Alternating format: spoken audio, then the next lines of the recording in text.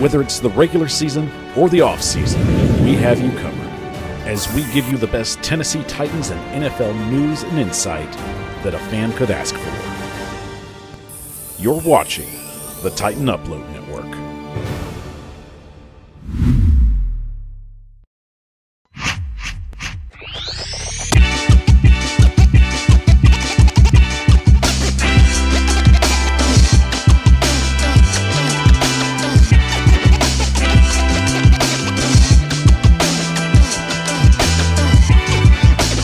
Watching the Power Hour with your hosts, Michael Bishop and Tyler Staggs.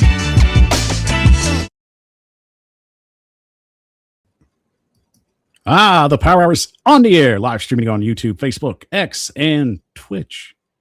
I'm your host, Michael Bishop, and as always, thank you for joining us on this Monday evening. I'm going to tell you right now, guys, we have not done a show since November of last year, and a lot's gone on. A lot of things have been progressing. You know, life marches forward. Situations happen that you just try to handle the best that you can. But I won't go into too much detail. There's plenty of time to talk about that. We've got ball to talk about. We got to catch up on how everything's been doing, and I cannot do it without the assistance of my good friend and colleague, Tyler Staggs. Tyler, it's been a long time, but it's definitely worth the wait. It's good seeing you. Hey, good seeing you too, buddy. And yeah, like you said, it's been a hot minute, but you know, it's good to be back.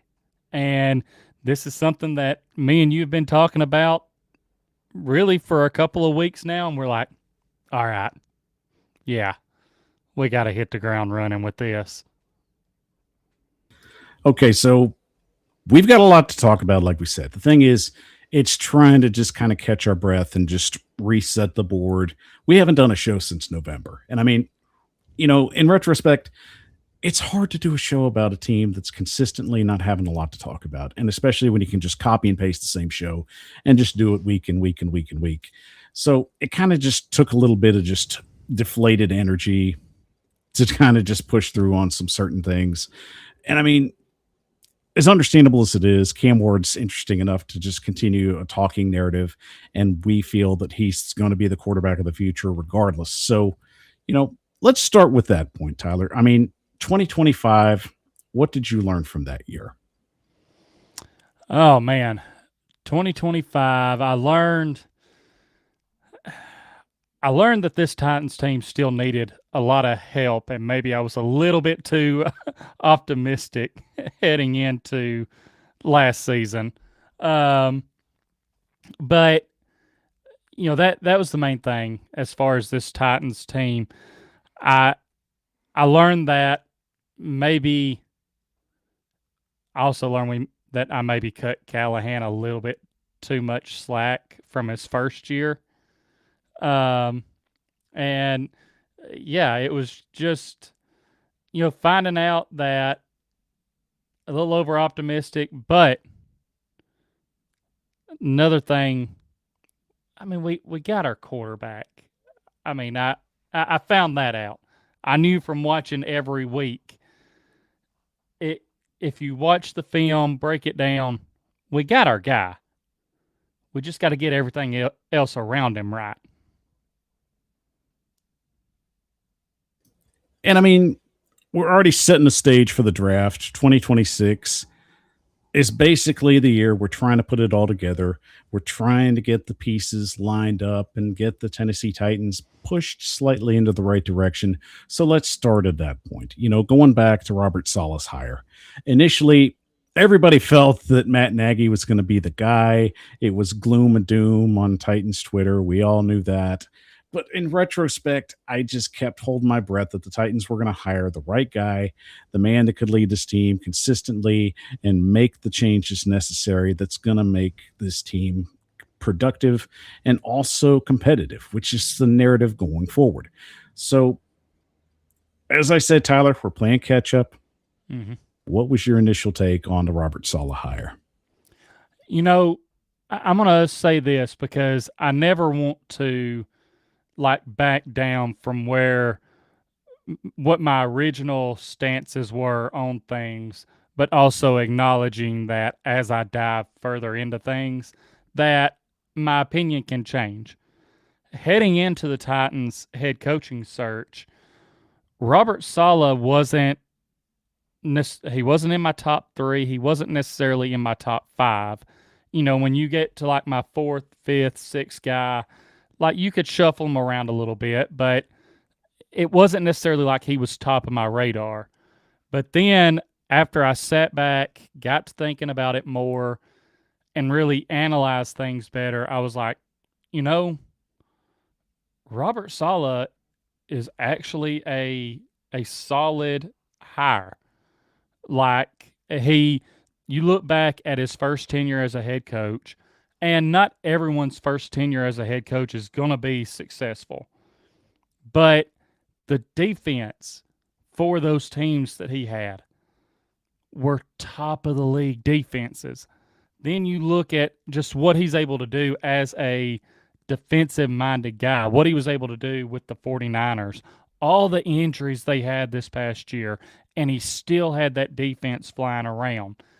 And as I mentioned, we learned last year that maybe, and who knows, this could change in the future because, like I said, every head coach, their first stint doesn't always go the best.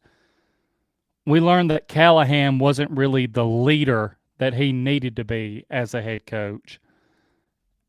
Whereas you look at Robert Saleh and it's like, all right, you hear his former players talk about him, even some of these guys that have come to the Titans now, being excited to play for Robert Saleh again. And it's because of that leadership he brings, how he's able to bring the locker room together. So, like I said, after I had sat back and really got to thinking about it, I was like, okay, Saleh can be the guy, but it's going to depend on the coaching staff that he builds. And, just not to take things away from you here, because I'm sure you were going to have some follow-up questions, but keeping Bones as the special teams coordinator, that was something that was big for me in the Titans head coaching search. I wanted someone that was going to keep Bones. And then you go and get Brian Daboll, who's proved to be a really good offensive coordinator in the league. And just other moves that he made, it's like, okay, he's putting together a very solid coaching staff. So, yeah, after I sat back and really got to thinking about it more, really took everything in, I was like, all right, I like this more and more every day. And like you touched on, the success Robert Saleh is going to have is going to come down to building the right coaching staff. And they didn't waste any time. They got the guys that they needed to get this team headed in the right direction. Brian Daboll, absolutely just phenomenal hire, in my opinion.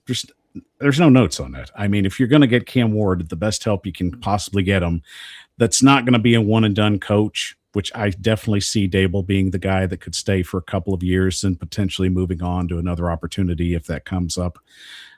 And I think that's perfect. I think what you have to do is get Cam Ward a little stability and get him comfortable and center him around this offense to make him successful.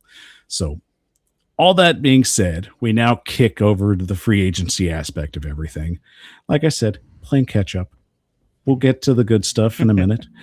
You got to eat your veggies before you eat your meat. That's just part of the deal, guys.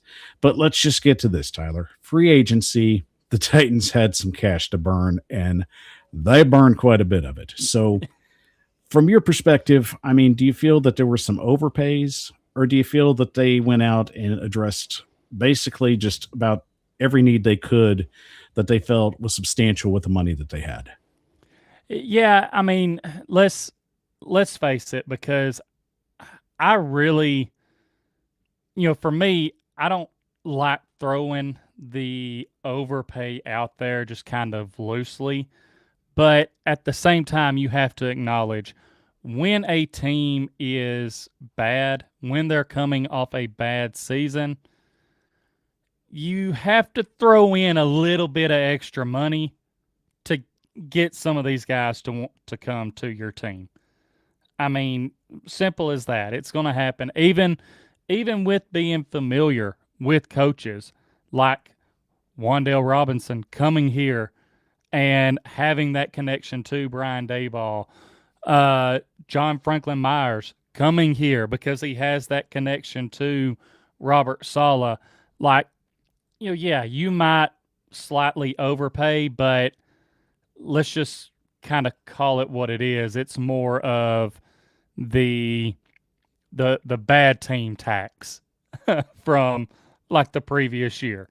Like, you got to make it up somehow. It's a suck tax. We understand that. Yeah, I mean that's what it is. You're going to have to do it, and unless you have a guy that's just it's like a big homecoming for him, and he just absolutely wants to be closer to where he grew up, then maybe you don't have to have that suck tax that you pay. But most of the time, yes, you have to kind of bump it up a little bit. And that's just part of the narrative. Guys are going to look for an opportunity to get their pay. And obviously, Wandale Robinson, in a lot of eyes, was definitely a reach for somebody that is basically just at the point of his career where we know that he's an ex guy and he's just not going to be the difference maker. I mean, it doesn't matter at the point where you understand that the Tennessee Titans needed to go out and get playmakers, regardless of whoever it was or whoever they felt they had to overpay. It's the part that you have to bite and just grin. It's just what it is. Right. So I'm not in any place to say that there was an overpay or they underpaid. It doesn't matter. You're bad. You're going to have to shell out a little bit of cash to bring in players that can actually make a difference. And the best part was Robinson's comfortable with Brian Daboll. He had a good stint, especially with the Giants that year, and made himself available in that aspect to get himself in that narrative to where he can get paid. Fine. I'm fine with that. But stop selling the damn narrative that it was a bad signing. This was a bad team. What the hell are you supposed to do when you have no playmakers? You're going to go out and buy them. So that's just the narrative. Yeah. So regardless of however they feel, I'm sorry. It's like bad teams aren't allowed to go out there and get playmakers. I mean, are we at this point where it's like, oh no, you got to stay bad. That's all it is. But I digress. Well, it is what it is. Not to mention, think about this. If Wandale Robinson would have gone somewhere else, if he would have gone to like the Bills or the Ravens, somewhere like that, yeah, how many people are going to be like, oh, well, that's a bad signing. That's and call him a bad solid player. That's the thing. They're saying it because it's the Titans. The Titans were bad last year. And, I think the funniest thing for me, and not to maybe get heat on us, but I kept seeing this on X where Giants fans were wanting Wandale Robinson back. But then as soon as he signed with the Titans, the changeup was, we didn't need him back. He's not that good anyway. Like, what? Like, did you not see how he was able to help Jackson Dart last year? Like, how he was able to help your team out? Like, let's not act like just because he didn't sign back with y'all that it's not a good signing for the Titans. I mean, in retrospect, are we really going to play that game with the Giants? I don't know why we had to go through this whole spiel. It started with John Harbaugh, the hiring situation, and everybody wanted to get their 2 cents in. And when the Giants landed them, it's like, dude, fine, you got them. Good for you. Don't fumble the ball, because second-time head coaches don't always pan out. It's a rare opportunity. And I'll say that for the same for Robert Saleh. I'm not going to be biased here, but stop. I get it. You're the New York Giants. There's pristine there. You're in the biggest media market that's not Los Angeles. Okay. Don't choke.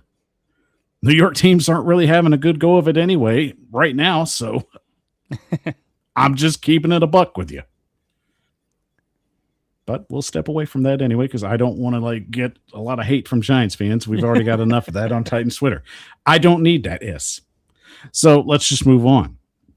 So I'll take on the next part of the free agency market, and I think this was definitely one of the more surprising ones for me, Tyler. T'Vondre Sweat, I mean, we've got a special place in our heart for him, and I definitely couldn't move on to the show without at least addressing this before we move on. Jermaine Johnson to T'Vondre Sweat, it was a good trade.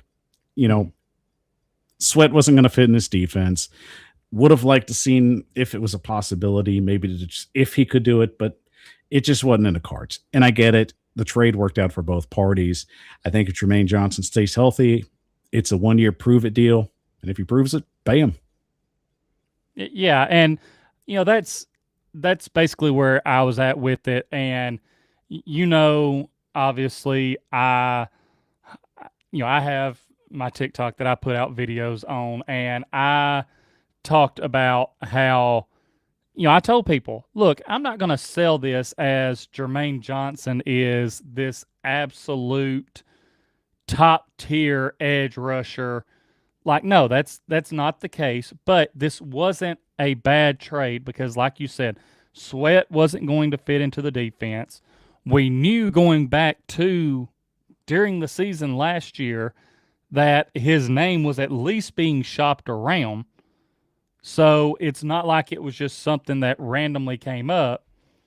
And we needed, let's face it, we needed more help at edge. And as much as I like T'Vondre Sweat, it's easier to find a replacement for his position and what he did than it is to, find a quality edge in, later in the draft.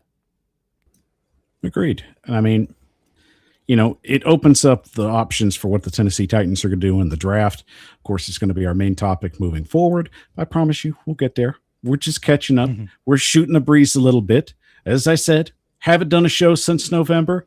Got a lot to catch up on. So, I mean, it is what it is, guys.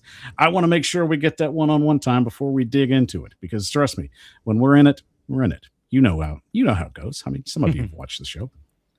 So let's just say this, Tyler. Definitely the free agent market worked out very well for the Titans. I think most everybody that they wanted to get, they ended up getting at a reasonable price, especially with paying the sucks tax. That's just part of the narrative. So setting the board up, what was your least favorite signing? Let's just address the elephant in the room. Everybody knows somebody was kind of like at that point when the Titans made this signing, not too big on it, but, give me your worst signing. Yeah, I think for me, it was because I was hoping that the Titans were going to really address the interior of the offensive line more than they did. And I understand they probably have a plan inside the building that they're wanting to roll with, but from the outside looking in, I would have to go back to see if I could find his name. But I think for me, it was the center that they signed. That was, I believe, he was with the Giants with Dayball for a little while, but he was more of the backup. For me, that was kind of the signing.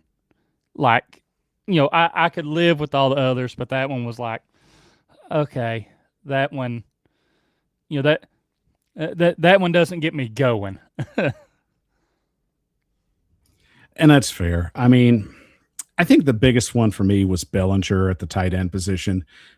I get it, but I just feel like there were so many good tight ends in the draft, and that's possibly the best way they could have addressed that. Would have liked to seen them go younger, but I don't hate it. I just kind of think it was like, well, I felt that, that would have been more money potentially going at maybe a more upper tier offensive lineman, potentially in the interior that we could have addressed, which I think has now become front and center. One of the things that needs to be addressed in this draft, which is a little bit concerning. So as I said, put a pin in that. Let's move on to the next bit of business, which was the creme de la creme of what is known as Titans universe, the uni reveal. There's so much hype about this, and there's so much panic as well. I can't tell you how much just existential dread that you could have seen in Titans Twitter between that period of after free agency, before we even got to the point where we were signing players.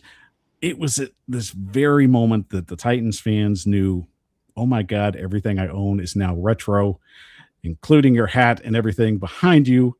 So, I mean, Tyler, let's just hit that nail on the head right now. What was your takeaway from the revival of the Titans brand? So, here's the one thing I want to throw out.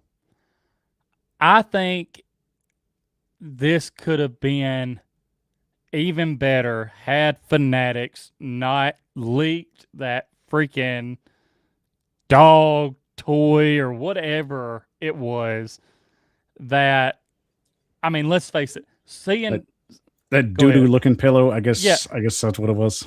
Yeah, seeing the new logo on that, like that being the first time that you see the new logo, before you really know if it's the new logo, and it's like, I don't know about that.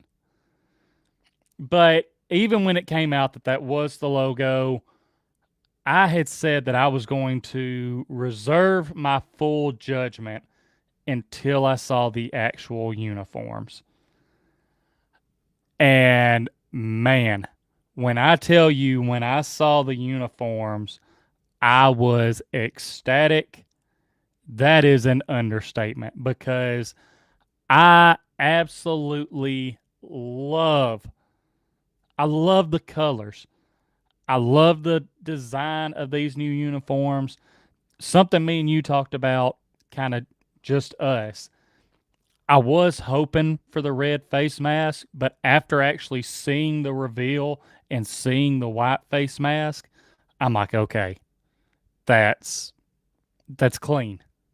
Like that's awesome. And I almost feel like now, and again, something we talked about, I think if they would have gone with the red face mask, especially with the other accents of red that you can add with gloves, sleeves, cleats, I think it would have been a tad too much red. Yeah, and I mean, I would have been fine if they did go with the red face mask. But I mean, as we said, we talked about it just between you and me. And the narrative I felt was, I'm fine if they want to go with their Oiler roots. And that was the whole discussion point when we knew these things were going to basically look a little closer to that. It's just, you want to have a little bit of Tennessee flavor if you're going to do an Oilers root foundation build. Yeah. And that's fine. Give Amy Adams credit. She understood the assignment. After they released the Oilers uniforms, these things sell. People talk about them, good, bad, or indifferent. Yeah, I'm looking at you, Houston. Bite me. We got them. Possession is 9/10 of the law. I've done many a show on Roundtable. Not going to do it here. But the narrative, and of course, we always won't smoke with Houston fans. I mean, if they want to smoke, I mean, we can bring the smoke. But at the same time, I've got bigger and more important things to talk about, Regardless of however it is, I felt they did it proper. I felt it's enough to honor the Oilers Foundation, which Tennessee has a hand in. Don't at me. Been in this argument before, and it's not even an argument at this point. And I appreciate the fact that, the guitar strings, they grew on me. I mean, it's fine. Simplicity's fine. People say it's a boring logo. Look at a majority of the logos in the NFL. They're simplistic. Some of the most successful teams in the NFL, simple look. Cowboys, Steelers, Packers. Simple look. True. Simple logo. You don't have to go too big on it. And like I said, most of everything that we do now own is now retro. So, I mean, I guess that's my one downside. I mean, especially with Fanatics owning everything. And at this point, you're kind of like, oh God, please don't mess this up. and I haven't seen a lot of messed up things or messed up merchandise from some of the fans, but at the same time, if you have had some of your stuff messed up, message it down to us. We'll definitely give it a read. But I mean, got to ask you, Tyler, have you been shopping yet? I know you got to update, but I mean, eventually it's hard, especially when you can't get up there and everything keeps selling out. Yeah, I have not had a chance to yet. That's, I guess that's my one downside, like you mentioned, as far as a rebrand goes, is now everything we own is retro. I mean, you see it here with the hat, you see the stuff behind me here on the wall, like, it's the old logo. And I'm like, man, this is the only bad thing about a rebrand is they're trying to hit my pocketbook hard right now. But I do, man, I am excited to eventually, update the with a hat, a shirt, and you've already sent it to me. I got to get to it at some point. I know Homage has some stuff out there, and I like the Homage shirts. So, but yeah, I haven't had a chance to go shopping yet, but it's on the agenda eventually. Yeah, it's just my area hasn't really had a lot of stuff come in yet. I mean, I don't know why East Tennessee is so slow getting the stuff. I mean, you would have thought that some of the stores would have had it, but I'm kind of waiting like everybody else. I mean, eventually, I guess I'll order online, maybe a couple of things, but at the same time, it's like, it's not that I don't want to. It's just, things be expensive, y'all. Yeah, exactly. So sometimes I kind of have to pick between like eating and other things. So it is what it is. But I ain't mad. Eventually, when I get to that opportunity, we'll get there. But regardless, the stuff looks nice. Gotta ask though, I mean, I figured maybe you would have got one of those helmets that was misprinted. So it kind of felt like, did Tyler get one of those? No, I wish. That because that misprinted helmet, that's something that is now a high collector item. That's that's like just because of that misprint, it's done probably skyrocketed up. So yeah, set it safely somewhere because I promise you that thing's going to continue to rise in value. Don't open it if you haven't. So just keep it in its case. That thing is definitely worth some money even now. But but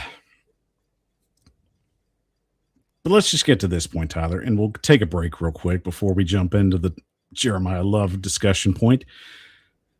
What excites you the most about 2026? What's really the selling narrative for Tyler Staggs about the Tennessee Titans?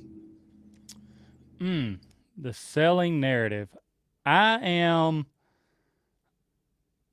going to say honestly, seeing what Robert Saleh can do with this defense and the pieces that they've added, because I like the additions to the cornerback room that we made, but also thinking about that pairing of Jeffrey Simmons and John Franklin Myers on that defensive line, I'm like, man, this, and again, adding just pieces that they've added to that defensive front, I'm like, I'm excited to see what Robert Saleh is going to do with this defense.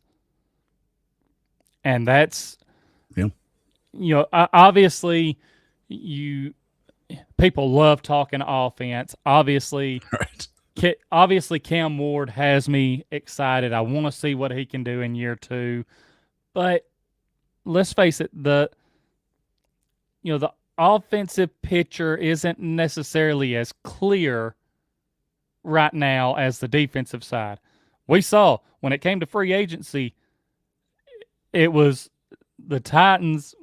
When you compare who they picked up, defense, and it's like, man, can I get an offensive guy sprinkled in here? And So yeah, that's the selling point for me is seeing what Saleh can do with this defense. I think for me, it's definitely the understanding that this could be something of a special year. Everything's kind of lining up, and you get the feeling that, you know, last year in old Nissan Stadium, bringing out the new uniforms, a new vibe, head coach that's highly respected throughout the league. Everything's just new, and it's got that brand new car smell. You just Mhm. it excites you to your bones. You're ready to get out and ride and just see what the thing can do once you press the gas pedal down. But at the same time, you're waiting for your insurance to basically like go through. So you're kind of just babying it. So it's a waiting game, but it's a waiting game I'm really excited about. And I mean, we've got a lot of shows to talk about this. We have an entire off season to talk about this because we ain't been doing any shows since November. So God knows we've got to like get back in the saddle and start getting our groove back. And that's why we're here to talk ball with you all and get back to the basics.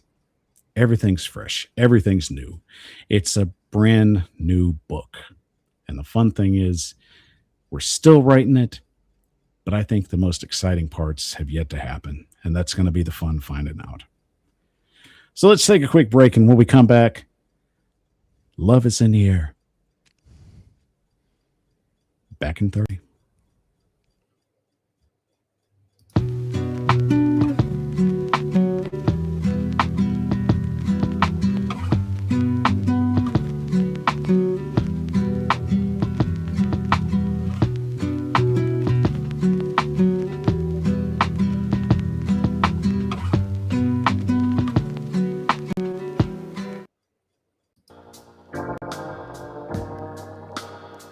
You're watching the Power Hour with your hosts, Michael Bishop and Tyler Staggs. The Power Hour's on the air. Live streaming to you on YouTube, Facebook, X, and Twitch. I'm your host, Michael Bishop, and as always, thank you for joining us on this fine Monday evening. I am just ecstatic to be back talking with you all and talking with Tyler. It is just a breath of fresh air that everybody has joined us on all the live streams. It feels good, guys. I'm excited to be talking ball. Not to mention the fact we've got a whole off season to talk ball, and that's going to be the fun part. Getting our toes wet. And what have I always said, Tyler? The greatest challenge of any live stream show is what? The off season. Yeah, because there's not a lot to talk about during it. So if you can make it through that, you can make it through anything. I mean, come on, baby. Who has done better shows than us about the off season? We're getting that in our groove. That's no problem. We're just kicking off the rust and just punching the gas pedal a little by little. Then we're going to floor this thing, and we'll get back and just get everybody just eased in and talking ball. But there's a lot of great things to talk about. So once again, thank you for joining us on the show. And if you love what you see, follow us on all our social media platforms at the Power Hour 615. And of course, we are members of the Titan Upload Network and Roundtable Sports. So I'll definitely be doing a lot more Roundtable, more than likely. So check us out when we get the regular season on. Might have some draft stuff coming down the pike for you. We'll give you more details as we get closer with that.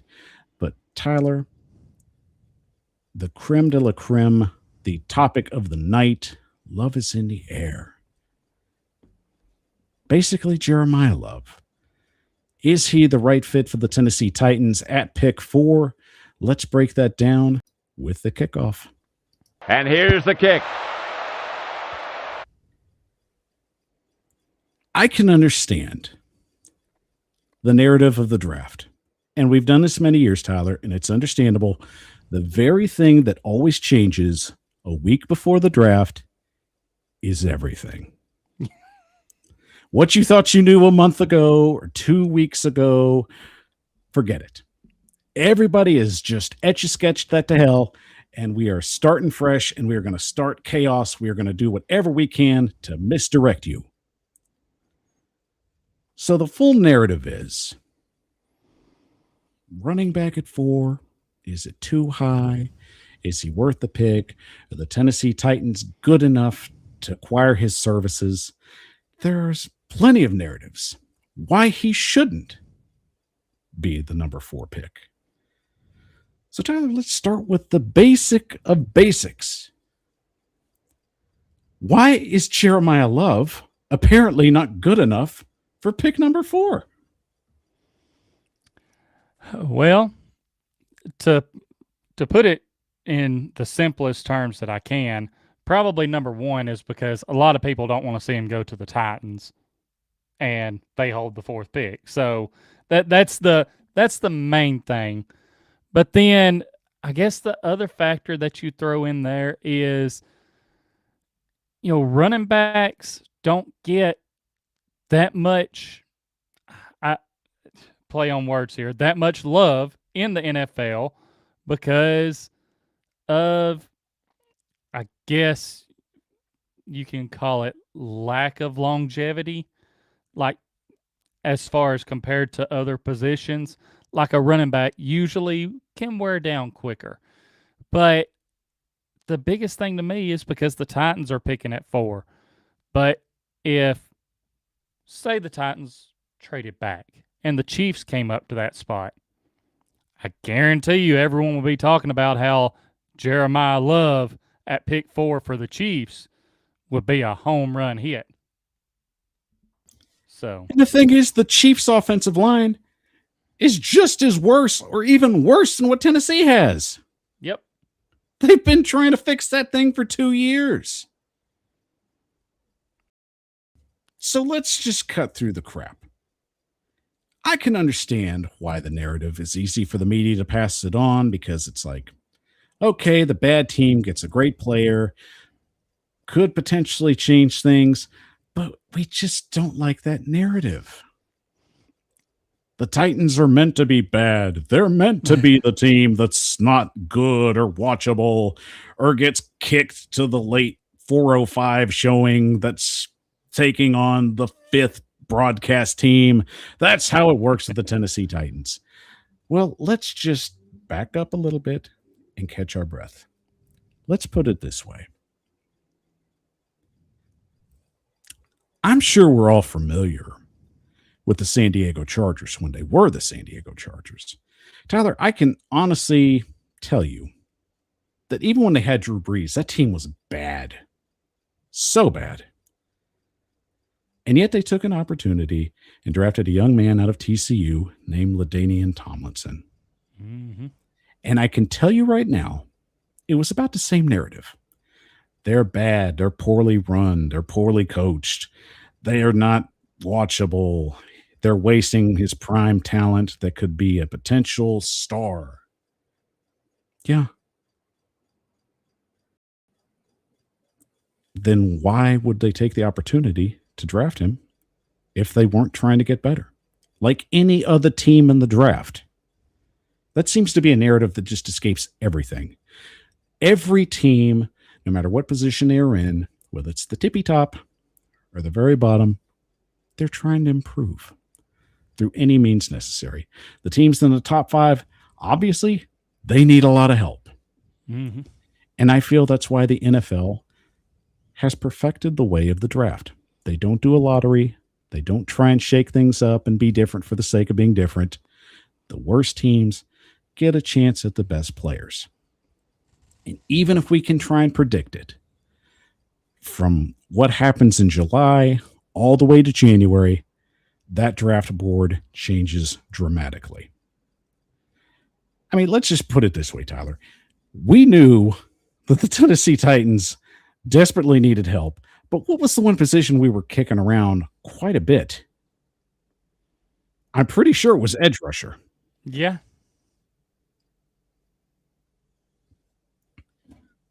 So why have we taken this shift towards running back?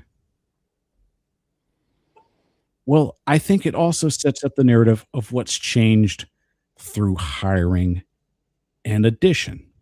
Mm-hmm. We know we've hired a defensive-minded coach. We've hired an offensive coordinator with head coaching experience and likes to run the ball.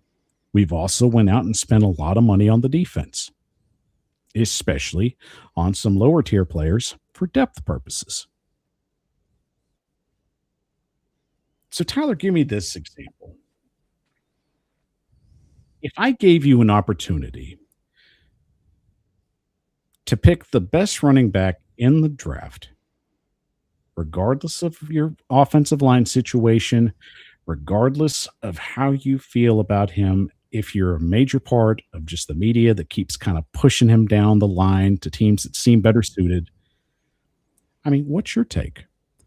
What do you feel is the real narrative? Yeah. So my take on that, especially when everything you mentioned, you take that into account, is it comes down to where does that running back fall on your board?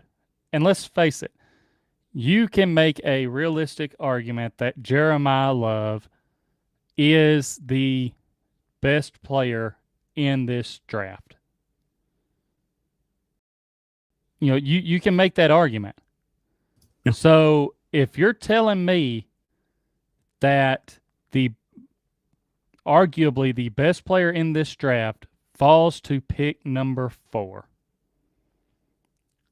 even if he's a running back, you take that opportunity.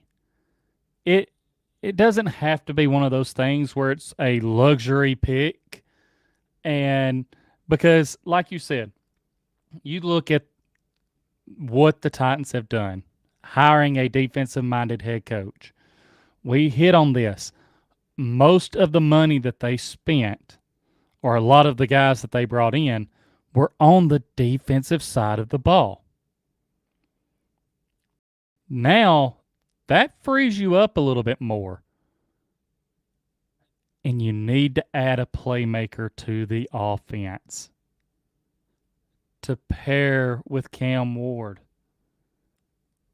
And Jeremiah Love is a freaking playmaker. But I mean, Tyler, there's Tony Pollard. I mean, what about him? I mean, I know he took a while getting started last year, but he still rushed for 1,000 yards. He did. And look, Tony Pollard he's been solid for us the last 2 years. But if you go back to last year, how many times did he miss a cutback lane this is something that we kind of went through last year when we were talking about Cam Ward. We were like, if you put Cam Ward in that position, in that same play, he makes the play. Those cutbacks that Tony Pollard was missing, or maybe didn't have necessarily the speed to make happen, you put Jeremiah Love in that position, and it's a freaking house call. It's 7 points on the board. And I'm just so sick of that argument, too. Let's just be honest. We didn't like Tony Pollard we did not like the Tony Pollard signing. We did not. Mm-mm. He's been serviceable. I'll give him that. When you need a guy to get 1,000 yards in a season, he's definitely that guy. He's not a home run hitter. He's not a difference maker. He's not a game changer. He'll never be one. Even if you put him on a good offensive line and put him with a great quarterback, he's serviceable, and it's fine. The Tennessee Titans don't need serviceable anymore. They don't need to just tread water. If we're really trying to move forward, if we're trying to be exciting, if we're trying to build a brand of football that people want to go into this stadium and watch, not only this year, but for years to come, then why wouldn't you take Jeremiah Love? Yeah, and Michael, I got to throw this out at you because you've thrown some stuff at me of things people have put out there. When I first started talking about Jeremiah Love a little bit more, one of the pushbacks that I got was, but then you're taking the ball out of Cam Ward's hands more because you're just going to hand it to Jeremiah Love 30 times. No, that's not the case. Jeremiah, and here's the thing. Again, He's a playmaker. He's a home run hitter. He can take it to the house from anywhere on the field.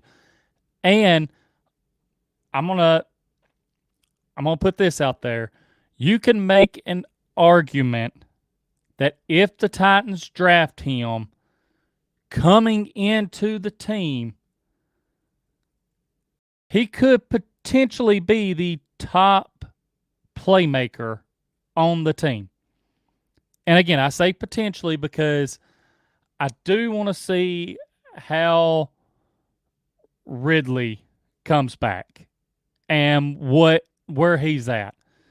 You did bring in Wan'Dale Robinson, who is not necessarily a home run hitter, but he's going to move the chains for you. So that's why I say if you take Jeremiyah Love with the 4th overall pick and you have that playmaker, because not only can you hand the ball to him, you get the ball to him in space. He's a good pass catcher. That changes the dynamic. It doesn't have to just be Cam Ward turning around and handing him the ball 30 times. This isn't a Derrick Henry situation. This is a guy that you can have him on the field for all 3 downs. And let's be honest. Derrick Henry could not catch the ball in the backfield. Right. You can split Jeremiyah Love out of the backfield. Like, you can do these different things with him to where, yes, maybe he has 20 to 25 touches in a game. But that doesn't mean all 25 would be handoffs to him. Like, no, that's what this Titans offense is lacking. I love Al Manor. I love DK. I think that they can develop into very solid pieces for the Titans offense. But a lot was put on them last year. Obviously, you hope that there's growth in them heading into year 2 as well. You hope that having Wan'Dale Robinson helps them out, helps the offense out. But why would you not want to add another guy that can be a home run hitter and a playmaker? And then we go back to the discussion of, defensive coach, defensive players. That's where they're going to go. The man came from a team that basically valued the running back position. Christian McCaffrey was their bread and butter and made Brock Purdy's life so much easier. Mm-hmm. That's your whole narrative of trying to improve your young quarterback. Make their life easier. The Rams went out and drafted Todd Gurley at 10 and made Jared Goff's life a lot easier, and they ended up going to a Super Bowl. Of course, things change, narratives change within team aspects, and it's fine. But it still worked for what it was. But people want to continue to bring up the offensive line. Well, it's just not a good offensive line. He's just going to struggle. If he's good enough, he can elevate and make those errors on that offensive line look insignificant. Let's put it this way. Barry Sanders was drafted to a pretty bad offensive line, and he made up for it. LaDainian Tomlinson was drafted, and it was a bad offensive line put into place, but they built on it over the years, and he improved. So that's not out of the question either. I don't mind building around star players because star players are the difference maker. Honestly, Tyler, outside of Cam Ward and Jeffrey Simmons, what other Titans jersey are you buying? I mean, exactly. That's maybe not Jim DK. Yeah, exactly. And I do want to throw this out there because I can already see people in the comments now, if they find this video, just because Michael is mentioning like Barry Sanders playing behind a bad offensive line, LaDainian Tomlinson playing behind an offensive line, we're not saying that Jeremiyah Love equals those guys. Obviously, he hasn't played a snap of NFL football yet, but he's a guy that has that potential. Yeah. And he's a guy that's proven to be a difference maker. We need a guy on the offensive side that a defense feels like they have to focus on. That they are like, that guy right there cannot be the reason that we lose today. And I'm glad that you brought up like Christian McCaffrey, Robert Saleh coming from that 49ers team, especially this past year where, golly, McCaffrey touched the ball so much, but was, so vital to that 49ers offense. Now, granted, some of that comes back to all of the injuries that the 49ers had, but it makes life so much easier on your quarterback, especially when you have a not a rookie, but a young quarterback. Why not make his life easier? And another comp that I was seeing when I was looking around today a little bit more on Jeremiyah Love, I saw the name Jahmyr Gibbs thrown out there. And while I do think Love has really good speed, I don't think he's as fast as Jahmyr Gibbs. But you look at what Jahmyr Gibbs is able to add to that Lions offense. Not just running the ball, but getting involved in the pass game. Making guys miss. Like, again, why would you not want to add that to your team? And here's what people aren't talking about. It's getting pushed under the table, and let's just say it for what it needs to be said. Not only is it about Jahmyr Love's playmaking ability, his opportunity to potentially elevate an offense and potentially be a bell cow running back. What is the one critical thing, Tyler, nobody's talking about, which is detrimental to the Tennessee Titans' success? I've gone blank. Help me out here, Michael. Marketability. There we go. I need a player that I can sell the Tennessee Titans, that can be the image of the Tennessee Titans. Now, I'm not saying that Cam Ward isn't. Most quarterbacks are the franchise face, and I expect that with him. That should be the top tier selling point. But the thing is, where most people aren't talking about this, I'm sorry.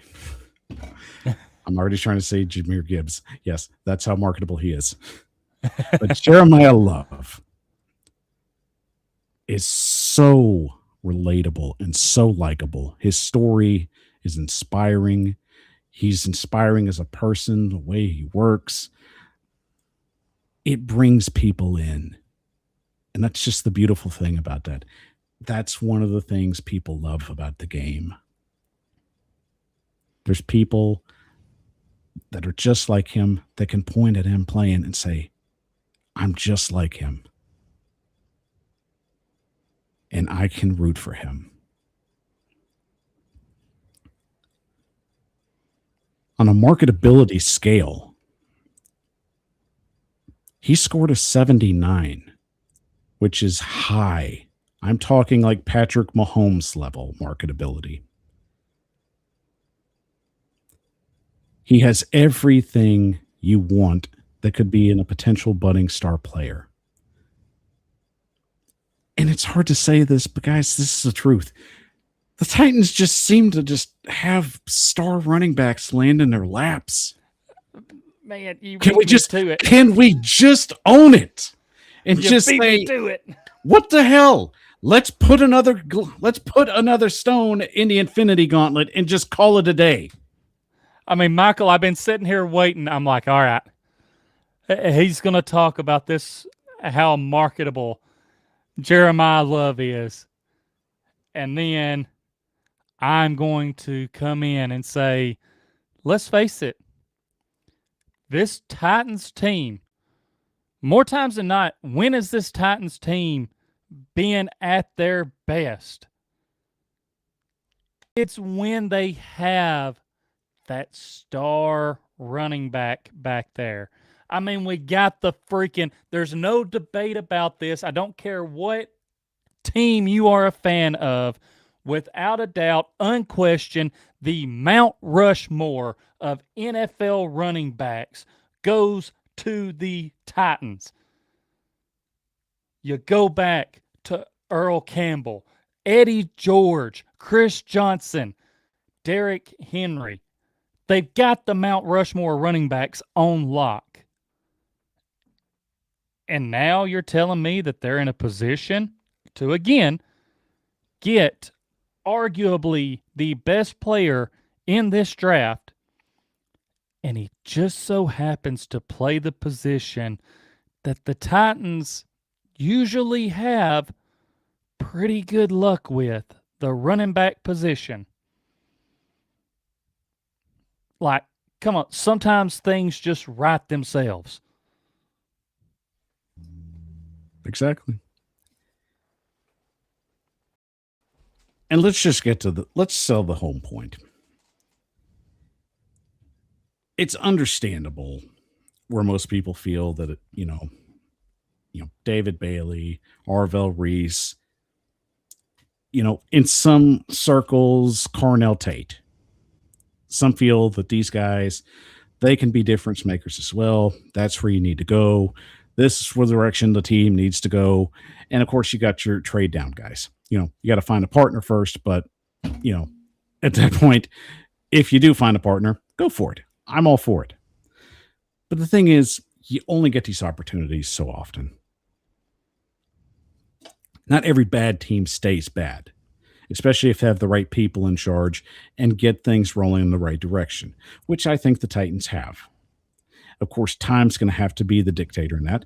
But the thing is, Mike Borgonzi put a solid draft together in his first year, and I have no doubt he can do it again in year 2, especially now that you understand he has the reins in this thing.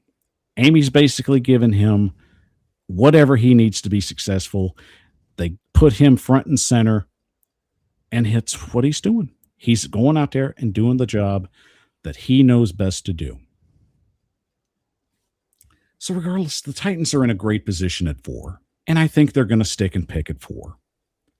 You don't get this many opportunities to potentially get a blue chip talent. And that's what Love is. I feel there's only 4 true blue chip players in this draft. Fernando Mendoza, Jeremiyah Love, Caleb Downs, and Arvell Reese. To me, those are the guys. And I want to add this, Michael, because, I heard you earlier throw out the name, Carnell Tate, everything. And I want to, here's the thing. Obviously, before we got to this point, like going back to during the season last year, me and you were pretty much more focused on edge rushers for the Titans. But now with how things have shaped out, it's become obvious that the Titans, they need more playmakers on the offensive side, as we've mentioned. And let's face it, when you look at this draft, when it comes to the receivers, none of the receivers are worth a top 5 pick, in my opinion. So, and that's, I guess, another selling point for me on why they should take Love at 4, is because he is a guy that's worth that pick. I don't really become okay with the Titans taking like a Carnell Tate unless they were to trade back into that like 8 to 10 range. And then I'm like, okay, yeah, depending on how the board falls, I could be fine with Carnell Tate here. But it's not like, there's not a Jamar Chase in this draft at the receiver position. No. None of these receivers are, in my opinion, worth taking, like I said, with a top 5 pick. But like you said, Jeremiyah Love, he's one of the blue chip players in this. He is.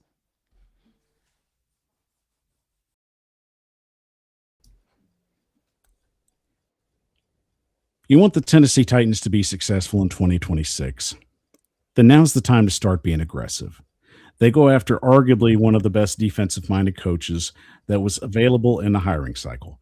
They go and spend money wisely on players that they needed to improve this roster, and now they've got an opportunity to shore it up and make it a roster that could actually go out and compete in 2026. I have no qualms with Tony Pollard. The dude's cool, and I feel even if he doesn't hang around, he'll have success wherever else he goes. But the Titans have an opportunity to upgrade. If I gave you a choice of hamburger or steak, I'm pretty sure you're going to take the steak. Mm-hmm. And it's premium steak. I'm not giving you any cheap cuts here. You're getting the good stuff. So the Titans need to think in terms of a team that's going to go out and compete, not only on the field, but out there in the marketplace. Jeremiyah Love brings so much to the table.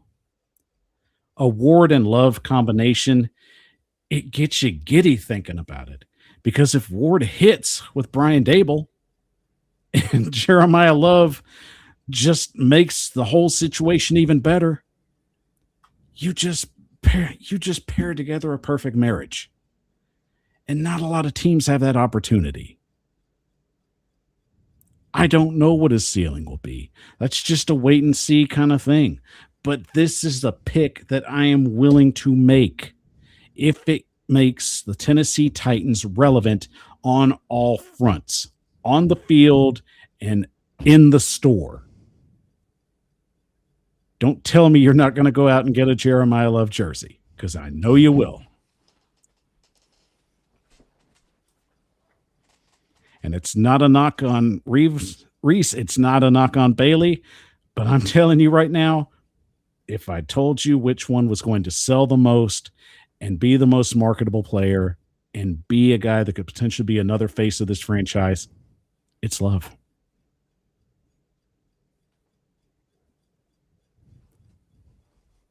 And with that said, we'll take a quick break. And when we'll come back, there's some dirty laundry going around, and I really don't want to talk about it, but you know, why not? We've been gone a while, so we might as well just shake everything loose that we can. So quick 30 seconds, and we'll be right back.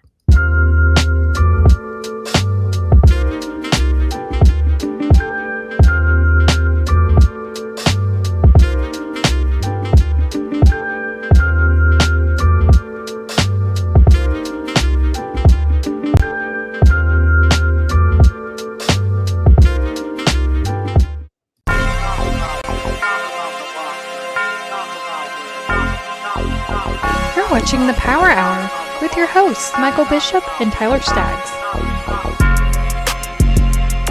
The Power Hour is on the air, live streaming on YouTube, Facebook, X, and Twitch. I'm your host, Michael Bishop, and as always, thank you for joining us on this fine Monday. Guys, it is great to be back. We love being here. We love talking ball, and we can't do it without your support and your love, so round of applause for you. And don't forget, if you love the show, help it grow. Follow us on all our social media platforms at the Power Hour 615. We're back better than ever. And I mean, Tyler, you know, I got to be honest. I saw everybody doing logo upgrades when they changed the primary colors. And I'm not going to lie, I thought about it. But at the same time, it's like, you got to stand out. You got to be a little different. And that's not a knock on anybody. You know, if you wanted to change up and make some fresh perspective, that's fine. That's you. I'm not hating on you for doing that. More power to you. I'm on your side. Some of them look pretty sharp. But I'm just about comfortability. And let's just face it. That little guy right there, it's like a warm hug. I could never turn my back on it. Well, we've come to the point of the show where it's time to close up shop. We love you. We love that you showed up, but you got to go home and you can't stay here. But we got one more for you. So, Tyler, deep breath. Let's jump in and close up shop. Closing time. Good night, losers. Okay, I'm going to handle this with very fine gloves because I want to make sure that I make this point very clear. Nothing has officially come out, so I don't want to speculate on the ongoings or so-called potential ongoings of the situation between Vrabel and Rossini. I will, however, take it this direction. Despite what may or may not have transpired, I'm more furious not at the situation at hand. I'm more upset at the respected families dragged into this, the spouses that were dragged into this. To me, it's just, they're not public figures. They're not out there on the front, in front of the media discussing this, but their significant others are. So for that, I do feel embarrassed for them. I do feel sympathy for them in that manner. And it's unfortunate, but I'm not trying to speculate. Once again, I will say, with the way the situation has played out, I'm also upset with the fact that there are young women reporters out there that are trying to make their name, that are trying to build their face and their rapport with teams out there. And it's just a slap in the face to them. I can understand having working relationships with coaches and GMs in terms of the proper etiquette. You know, you can be friendly, you can have discussions and be cool. That's fine. But be professional. And in the sense of not trying to speculate anything, Tyler, once again, I cannot stress that enough. This just really just came off wrong on every way that it possibly could have. And while we don't know the end result of it, and we don't understand how this is going to transpire, I'm just upset with those aspects that I mentioned. But I'll give you the floor and let you say your piece. Yeah, so I'm going to an extent, I'm going to follow in your steps some there because, obviously don't want to speculate. Giving what we have seen,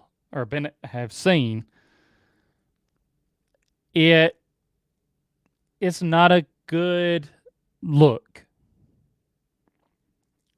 And I'm going to echo off of what you said some in the fact of I really hate it for the female reporters that are either trying to cut their teeth to get into this business or that are in it because now with what is out there, and again, we don't know all of the details yet, but with what has been presented, this basically just knocks them back down because of how bad of a look it is. And, I hate that for them because there are, and again, not trying to dive too deep into speculation here, but there are female reporters that are out there getting stories, I'm trying to be careful how I word this, getting stories the right way with in a professional relationship that they are building. But now everything's going to be questioned. Yeah. And that's fine how you described it, because that is the way it is in some sports media. There are relationships professionally between reporters and coaches and GMs and even owners in some aspect that they get that type of information. Mm-hmm. In the NFL, if something wants to get out and somebody wants it to get out, it's going to. Let's not be coy here. We understand that there's a lot of professional relationships between reporters and between people in the NFL as their sources. And I can't stress enough that it's strictly professional with how it's done. And that's how it should be done, especially for the ones that are doing it the right way.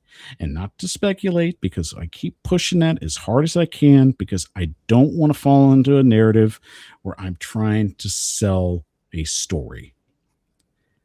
The court of public opinion has already done that. I don't have to say it. And that's going to be the narrative until more comes out, because the court of public opinion, people have basically made their decision. And unfortunately for Diana Rossini, however this goes, it's always going to be following her. However it plays out, whatever did or did not transpire, the court of public opinion has made it known.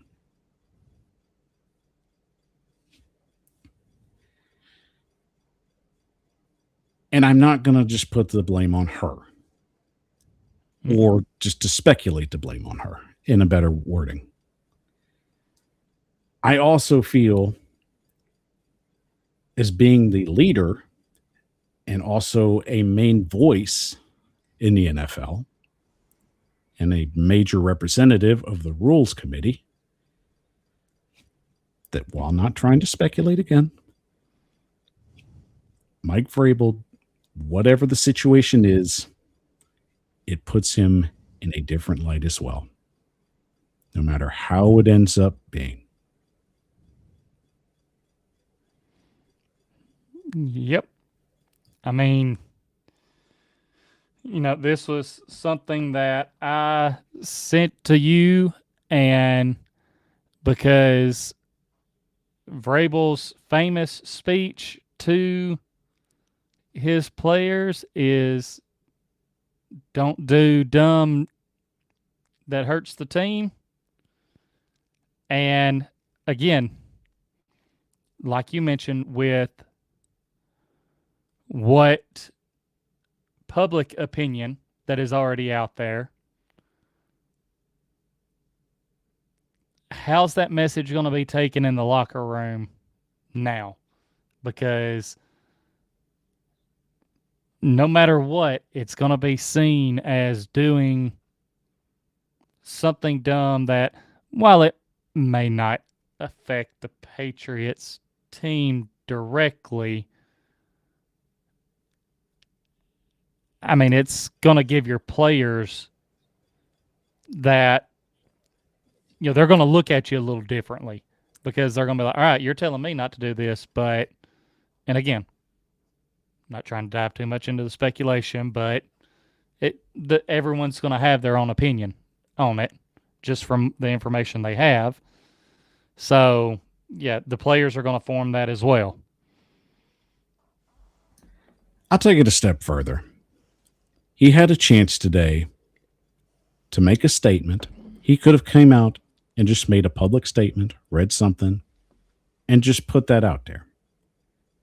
It wasn't going to satisfy anything by any means, but at least he steps in front of it and comments on it, regardless of however the situation is going to play out.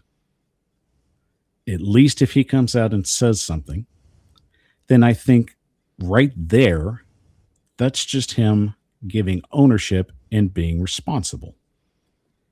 I'm not saying admitting to anything, because right now, everything's just speculatory until it becomes official. But you hiding until after the draft gives me a lot of concern, especially if I'm up in the front office. Mm-hmm.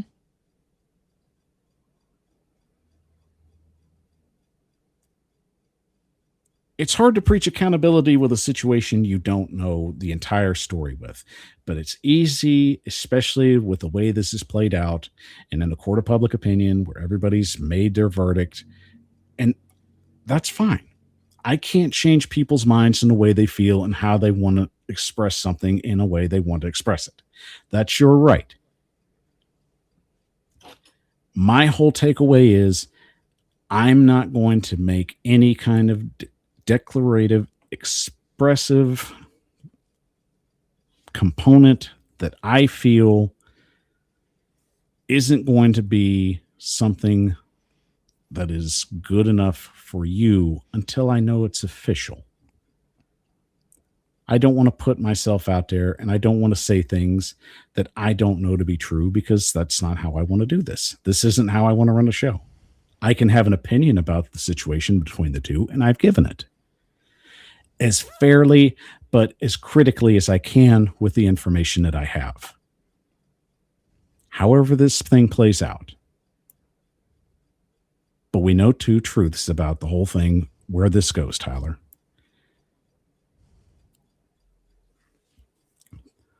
The first one is it's going to follow them both for the rest of their careers, no matter how it plays out. Because it's a court of public opinion. That's just how it goes. When you give something out there for people to speculate on, they will speculate on it. And two, I just don't know how this thing's going to end up, but I can just tell you right now, it's definitely just been one of those situations where I feel other groups of people get lumped into that situation, which I feel is absolutely unfair.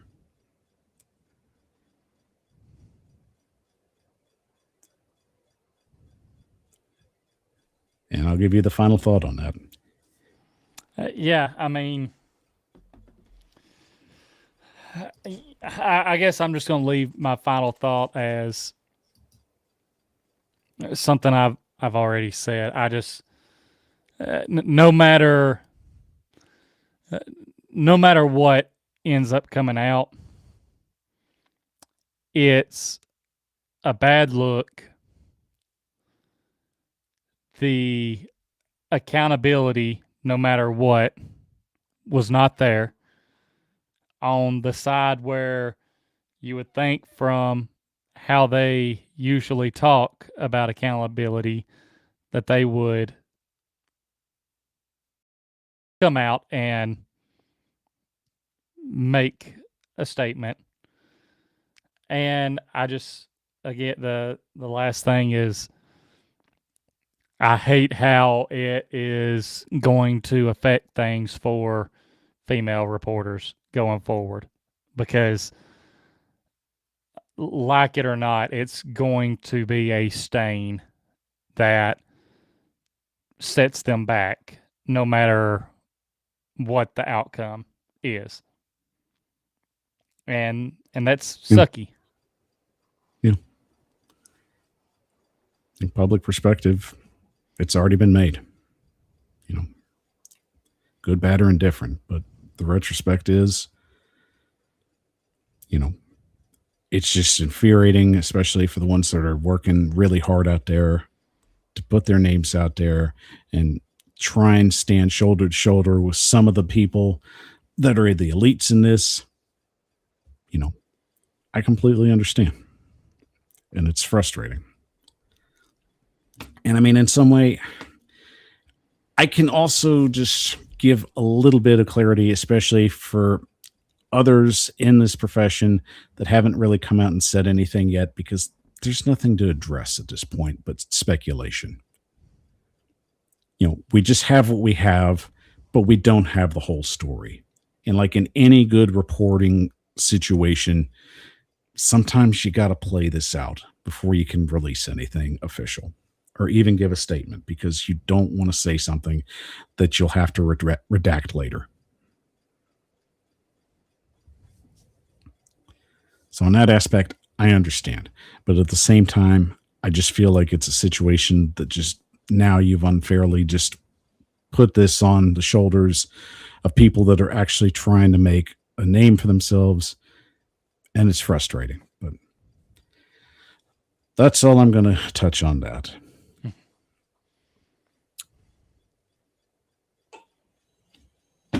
But regardless, not the way you want to finish out a show. And of course, I guess one thing we definitely have to touch on real quick before we close up shop officially. Shout out to Coach Mack tonight.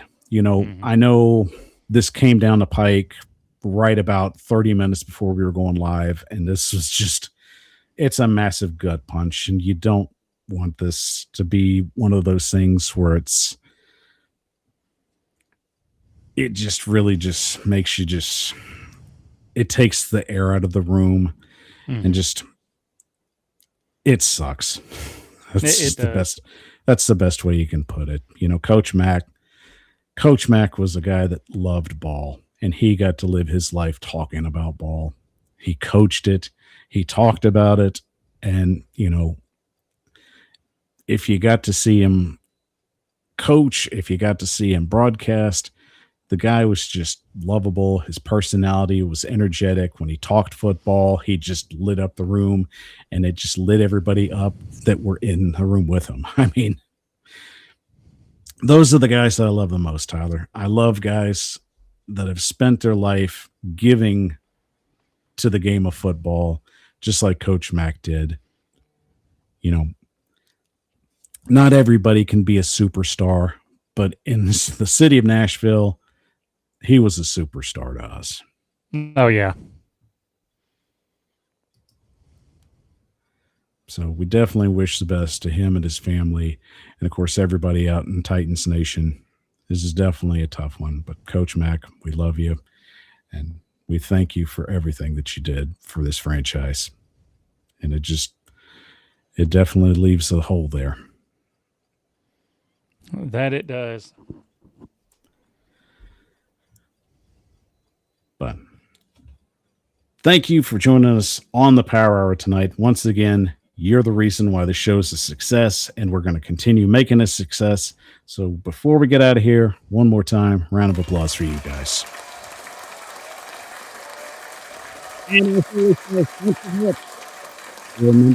Titan Upload Network, and of course, the Roundtable Sports crew. So we have got so much in store for you this upcoming off season and rolling into the regular season as well. So make sure before you get out of here, give us a thumbs up, share the show before you go, and ring the bell for more notifications if you're watching on YouTube. And if you're watching on Twitter, share the show out as well, because we definitely want to get the algorithm built up, make it stronger, better, and get it out to these Tennessee Titan fans that want to talk ball. We'll have more interactive shows as we come down the pike. So, guys, thank you once again. Make sure you give us another like before you get out of here. Roundtable will be coming back soon. We'll have a draft show potentially, but we'll get more to that when we get some more information coming down the pike. And of course, shout out to Recovery Unplugged. If you're having trouble with drugs, alcohol, or any kind of situation where you feel you need help, it's a phone call away. Make sure you give them a call, 844-305-85999, or just ask for Titan Rossi on his Twitter page. He'll get to you and get you the information you need.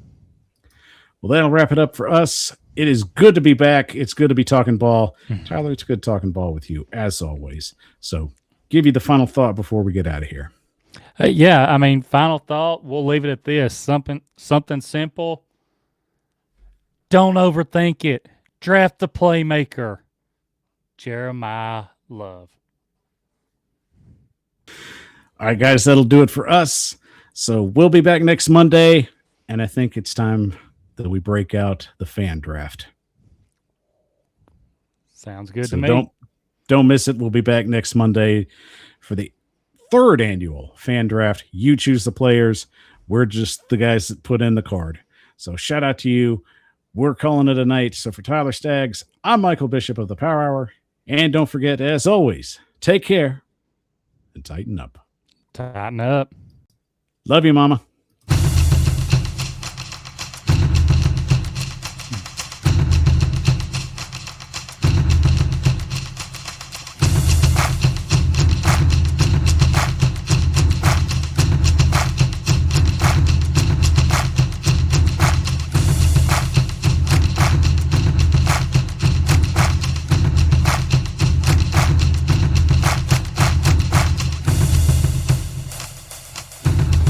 You're watching the Titan Upload Network.